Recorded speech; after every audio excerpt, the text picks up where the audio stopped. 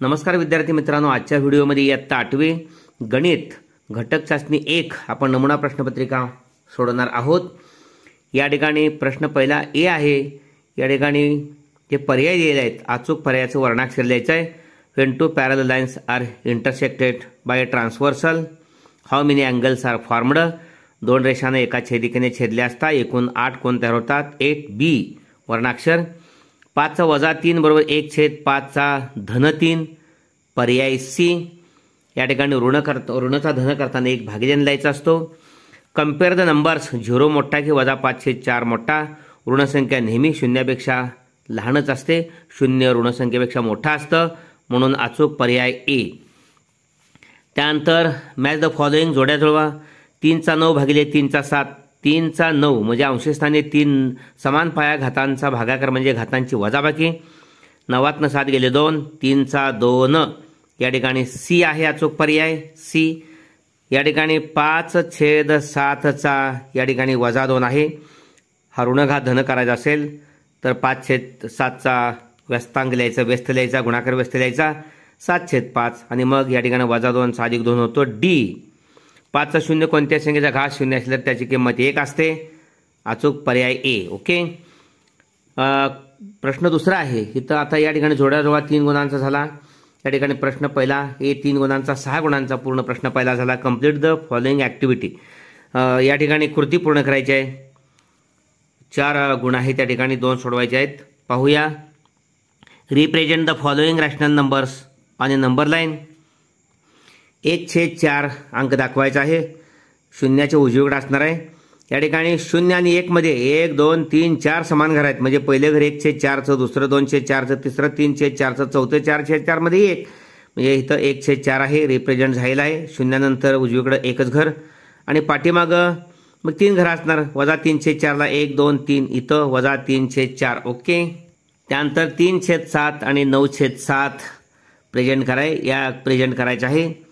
या ठिकाणी 5/7 1 2 3 4 पाचव्या ठिकाणी शून्यापासून उजवीकडे या ठिकाणी 1 2 3 4 पाचव्या ठिकाणी 5/7 एकूण 0 आणि 1 मध्ये 7 भाग केले ते 1 2 3 4 5 6 7।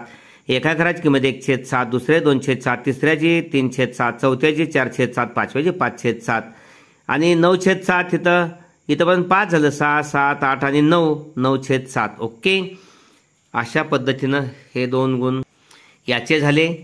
पहिल्या संख्येवर दाखविले जोडी, आणखीन हे 2 गुण।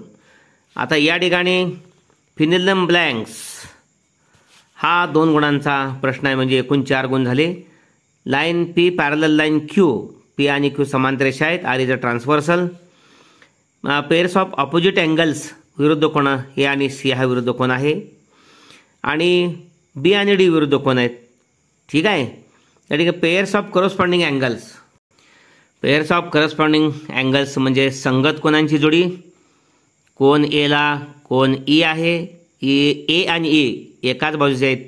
वरती पहा, कोण ए वर आहे, कोण ई वर आहे।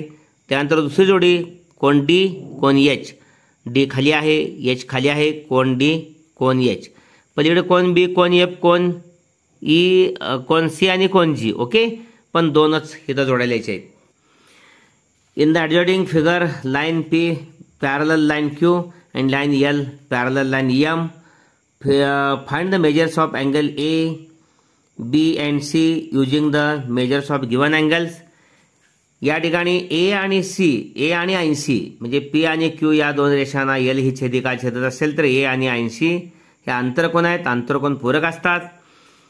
Interior angles, okay, addition of interior angles 180, A plus 80, A आणि 80 यांची बेरीज 180 म्हणजे आंतरकोन पूरक असतात।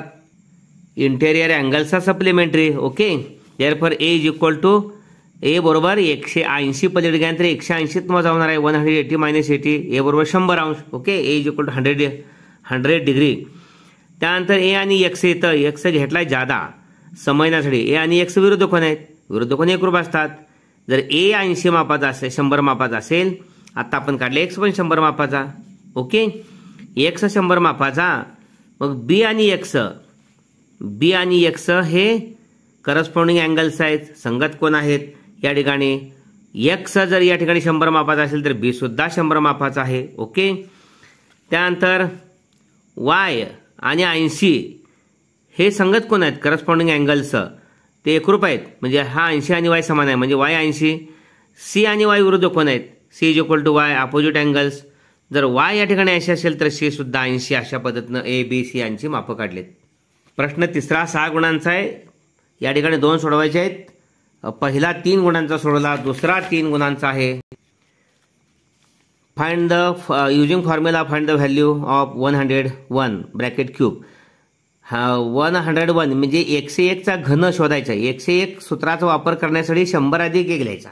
100 अधिक 1 कंसाचं घन म्हणजे ए अधिक बी कंसाचं घन, पहिल्या पदाचं घन 100चा घन अधिक 3 गुणिले पहिल्या पदाचं वर्ग 100चा वर्ग गुणिले दुसरं पद तसंच अधिक 3 गुणिले पहिलं पद 100 तसंच दुसऱ्या पदाचं वर्ग 1चा वर्ग आणि अधिक दुसऱ्या पदाचं घन 1चा घन.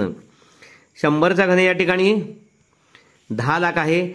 अधिक परत 100चा वर्ग या ठिकाणी 10,000 आहे. 10,000 गुणिले 3 30,000 अधिक 100 तिरक 300 अधिक 1चा वर्ग 1. त्यामुळे 10 लाख अधिक 30,000 अधिक 300 अधिक 1 यांची बेरीज 10,30,301 म्हणजे 101चा घन 10,30,301. ओके. त्यानंतर solve the following questions. Question point G is the centroid of triangle ABC.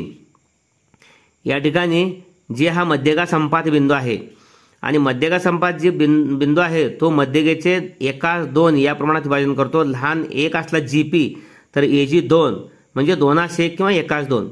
RG 1 असला तर त्याच्या दुप्पट GC आहे. ठीक आहे. या ठिकाणी RG 1.5 दिलाय. RG हा 1.5 आहे. त्या GC साधिक त्याच्या दुप्पट असणार आहे. आता सांगितल्याप्रमाणे 1.5 गुणिले 2 3. GD विचारलाय. इथं दुसरा BQ विचारलाय. BQ काढण्यासाठी आपल्याला या ठिकाणी दिलेला आहे BG दिलेला आहे 5. त्याच्या निम्मा असणार आहे QG म्हणजे 2.5. ओके. त्यामुळे 5/2 BG भागिले 2 म्हणजे GD 2.5 आणि BQ कसा काढला हा 5 आणि हा 2.5 7.5. ओके. लक्षात घ्या. त्यानंतर AP आपल्याला दिलेला आहे 6. AG काढायचा आहे पण हा समजा आपण PG1 मांडला तर हा AG 2x. पहा इथं ह्या दोघांची बेरीज AG अधिक GP म्हणजेच AP. AG आणि GP या 2 तुकड्यांची बेरीज म्हणजे AP. GP1 मांडला AG 2x झाला बरोबर AP 6 दिला आहे. 2x आणि 1 3x बरोबर 6. 1x बरोबर 3 पद गेले 6 भागिले 3 दोन्ही 6. साहजिकच्याकडे x काय म्हणतात GP 2 आहे आणि AG त्याच्या दुप्पट आहे. 2 ची दुप्पट 4 2x म्हणजे 2 गुणिले 4 2 गुणिले 2 बरोबर 4. ओके. अशा पद्धतीने हा व्हिडिओ जरूर लाईक करा आणि आपल्या सर्व विद्यार्थ्यांना त्यांच्या चांगल्या गुणवत्तेसाठी पाठवा. धन्यवाद.